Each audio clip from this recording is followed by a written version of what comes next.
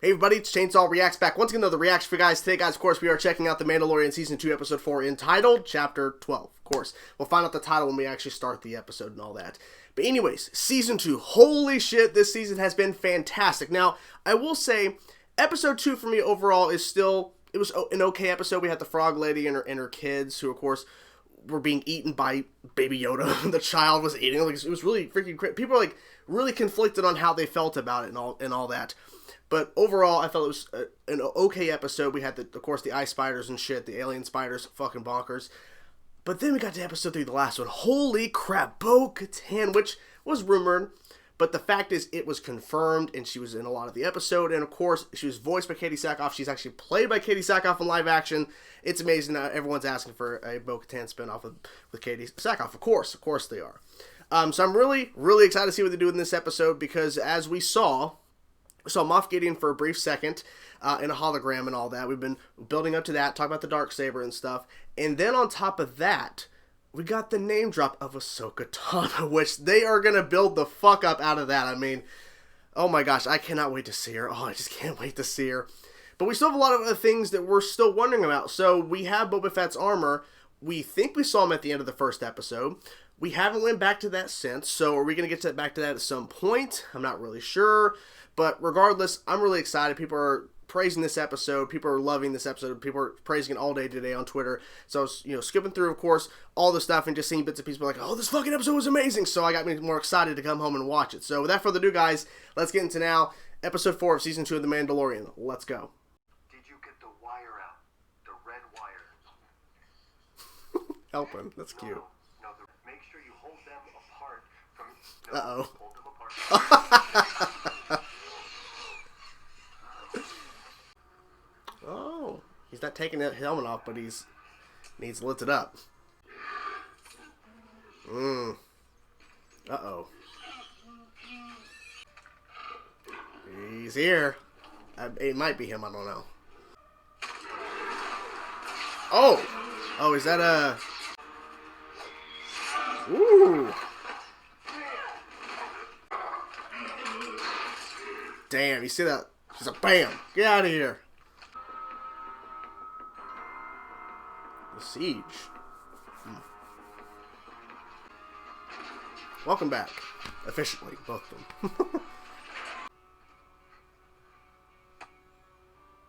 How's my credit around here? How about the Corellian Run? The Hydean Way? Yes, the Hydean Way. That's What? The school? Okay. He's like, okay. They might not be laughing at little Baby Yoda. Leave him alone. The little noise. It's so adorable. Aww. He just wants a little food. Using the Force to get food. Ah. I can recognize him. Yeah. But over on this side is the problem. It's an old Imperial base. It's where all those troops came from when we defeated Moff Gideon. Okay. This base has been here since the Imperial expansion. I just love seeing stuff like this, because it feels like you're watching a Star Wars movie, but it's on a freaking Disney Plus, and it's a TV show. It's awesome. Hold tight. Yeah, I figured he was going to fly up. He was looking up for a reason.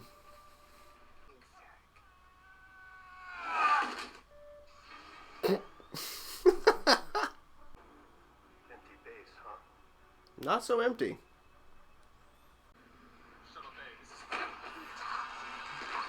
Well, there you go. The music. This corridor should be run past this junction.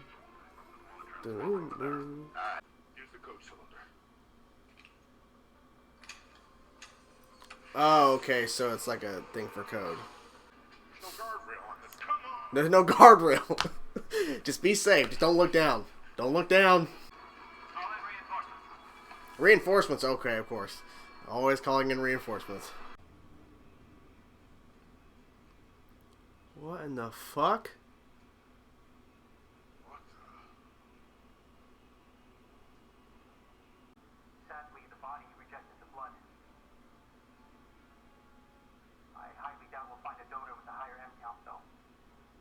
Okay. Suspend all experimentation. The child is small, and I was only able to harvest a limited amount without killing him. What? These experiments are to continue as requested. We would again require access to the donor. No!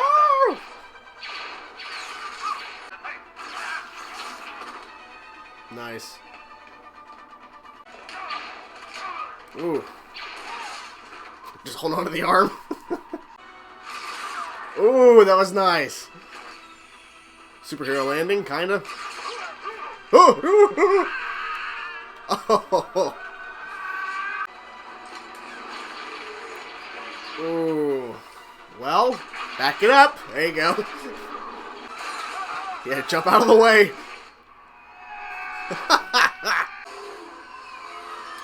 Oh, that's awesome. That is pretty cool.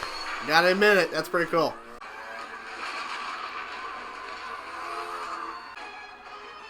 Locked on. Ooh. Dang. Okay, he's like, okay, I'm gonna do this shit. Oh my god. What? Oh shit. What an idiot. Oh, that was funny. Ooh. Oh, they're not leaving the planet. They're following them. I was like, okay, they're leaving. Where's Mando during all this? Oh, damn. Where's he at? You know? What is going on back there? Hit it. Oh, there you go. Good job.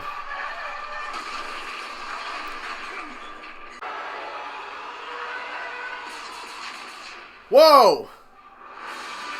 Yeah. I was like, where's he at? Where's he at? Woohoo! That's funny. Oh. So is there anything else you can remember before the base exploded? How long after the Razor Crest jumped out? I never said anything about a Razor Crest. Transponder launch. Uh-huh. There's something going on out here. Don't worry I about it. don't believe it on the core worlds, but it's true. Don't worry about it. It says here you're from Alderaan. I served during Alderaan. Was that confirmed before? I don't remember. Classic shot. Classic shot. Okay. That device has been planted as you requested. The guy from earlier. You'll be well rewarded in the new era. Moff Gideon, Hello? Hello? the tracking beacon has been installed on the Razor Crest. Does he still have the asset? Whoa.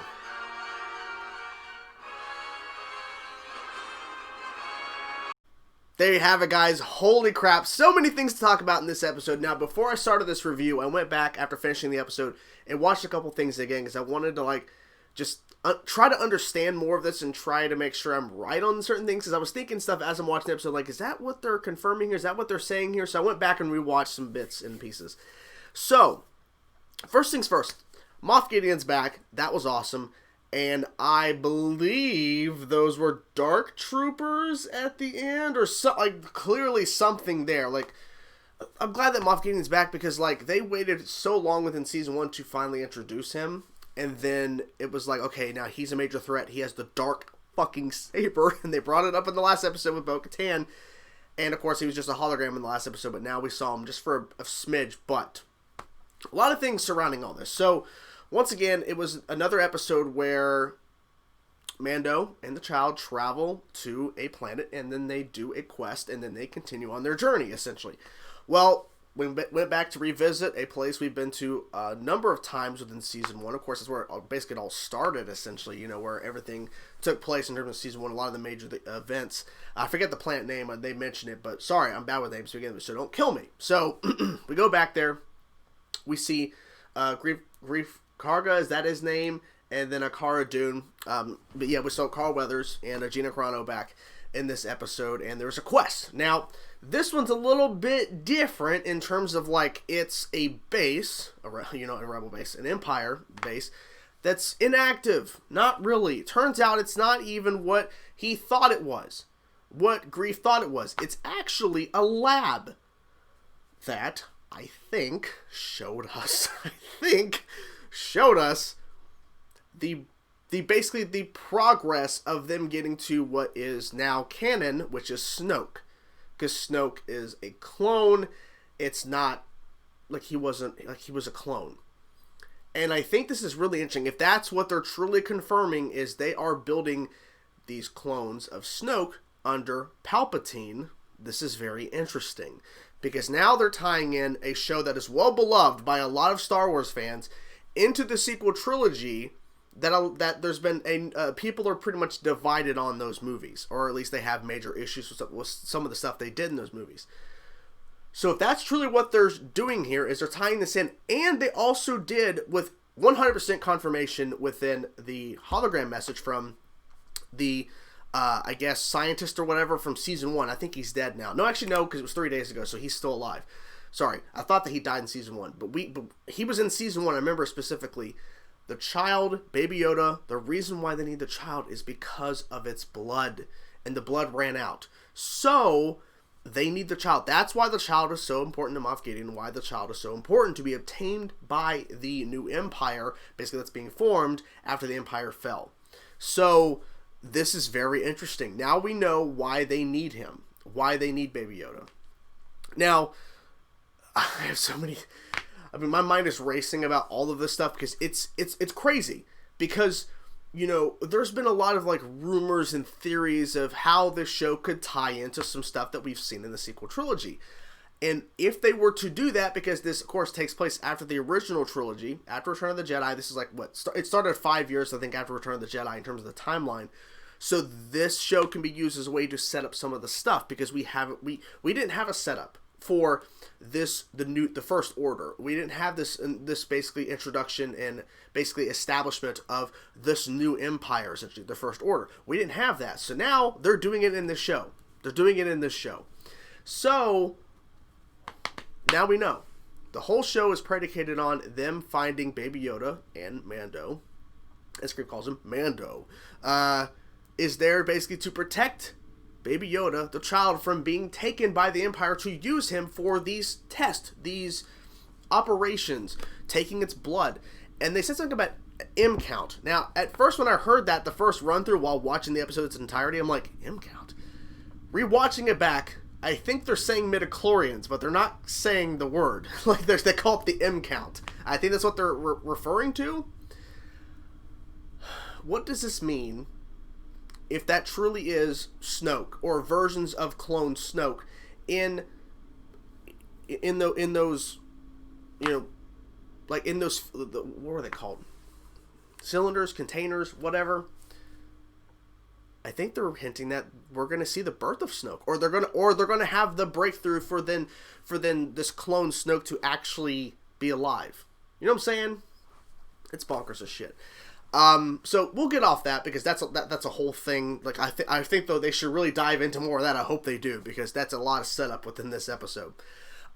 Really awesome episode in terms of action. There's a lot of great action in this episode, and seeing Mando come back towards the end to fight off the TIE fighters was awesome. And just in general, just seeing these characters come back. Yeah, I'll briefly mention this just because it is something I'm assuming will pop up in the comments. Obviously I didn't know beforehand, before the episode, that Gina Carano was back. Gina Carano has had a lot of controversy on Twitter and other social medias due to certain things she believes in or whatever. I'm not going to get into that. My whole thing is that I'm just viewing this as the character, Cara Dune, and I understand that some people, you know, will say, well, we shouldn't support the show, they should fire her from the show. I'm not going to get into all that. You know, she did great in this episode. She kicked ass, did some good stuff, and Carl Weathers directed the episode, which is awesome. But anyways, moving off the Gina Carano stuff, you know, I'm not going to talk about all that kind of stuff, because this is not the place for it, you know. Yeah, so anyways, I just want to briefly mention that, because I know people bring that up. For me, I just watched it, and I saw the character. I didn't see the actors.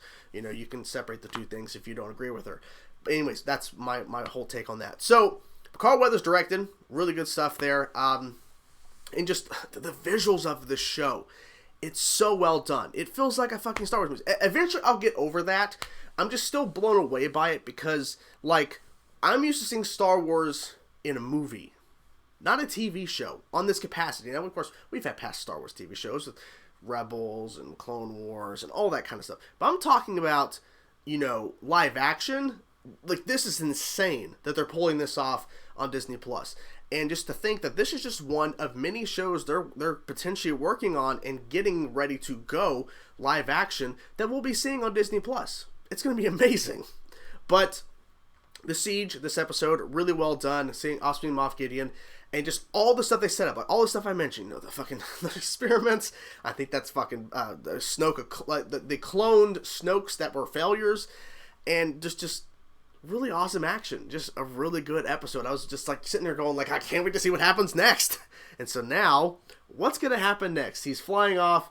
The Razor Crest does have a tracker, which is not good, because that would indicate that they're going to track him and they're going to follow him, and it's not going to end well. I don't know. Who knows? But this show continues to blow my mind. Also, he lifted the helmet a little bit to drink some soup or whatever, so it's like, take off the helmet, man. You're with the child. Just take the helmet off. It's fine.